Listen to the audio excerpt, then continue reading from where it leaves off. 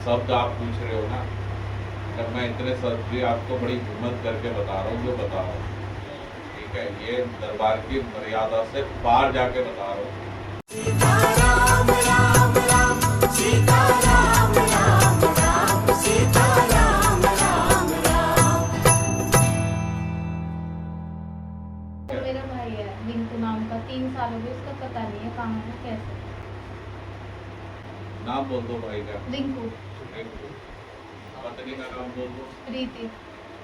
Love marriage करी थी क्या? नहीं। ये शादी आप लोगों ने करी थी जबरदस्ती, उन्होंने अपनी मर्जी से करी थी?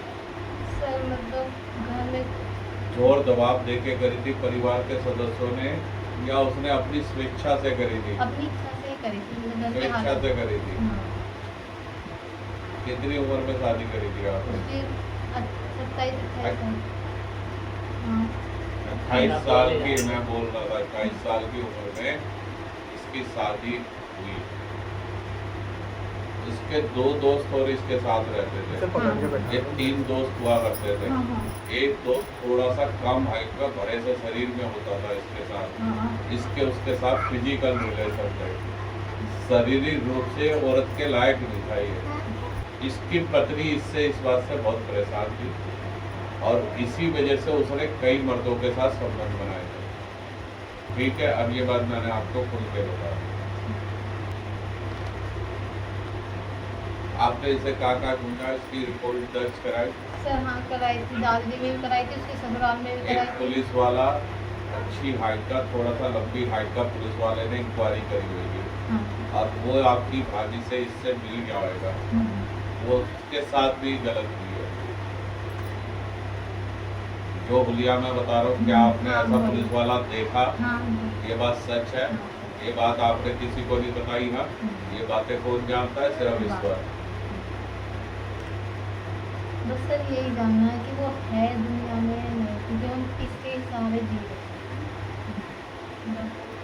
यही सुना। देखो, ये जो शब्द आप पूछ रहे हो ना, जब मैं इतने शब्द भी आपको बड़ी हिम्मत करके बता रहा हूँ जो बता रहा हूँ, ठीक है। ये दरबार की मर्यादा से पार जाके बता रहा हूँ ताकि आपको असलियत का सामना हो।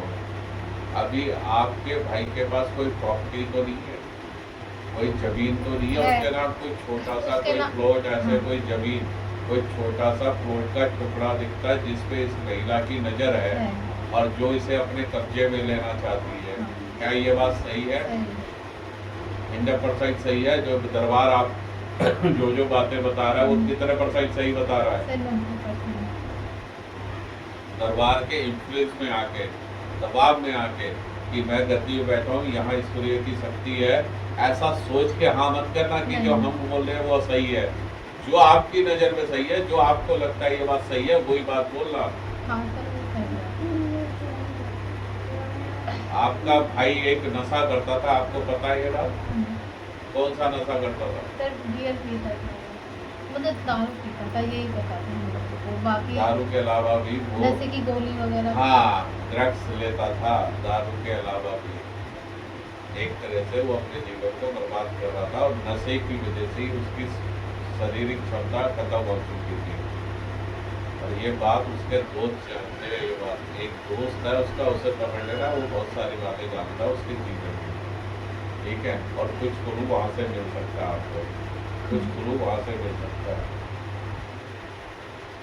ये बार बार जब मैं आपके भाई को चेक करता हूँ तो एक नदी आ जाती है बहुत बड़ी, और वहाँ आके मेरी चेकिंग खत्म हो जाती है, ठीक है।